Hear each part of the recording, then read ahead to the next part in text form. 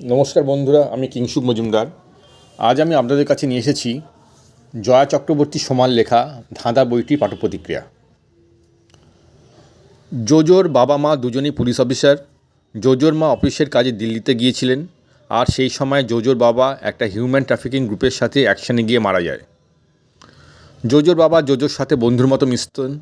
সময় পেলেই জোজোর বাবা জোজোকে বই পড়ে শোনাতেন, বক্সিং শেখাতেন, ধাঁধার খেলা খেলতেন। কিছুদিন পর জোজো তার বাবার ফোনটা নিয়ে ওয়াইফাই অন করতে গিয়ে দেখে একটা মেল, আর এখান থেকেই রহস্যের সূত্রপাত। কে মেলটা করেছিল? মেলে কী লেখা ছিল? জোজো কি পারল তার বাবার মৃত্যু রহস্য উদ্ধার করতে? টান টান উত্তেজনায় ভরা একটি রহস্য গল্পের সাথে জড়িয়ে আছে একটি শিশুর তার বাবা মার প্রতি অপরিসীম ভালোবাসা। কাহিনী শেষ দিকটা মন ছুঁয়ে যায়। বন্ধুরা, যে পর্যন্তই।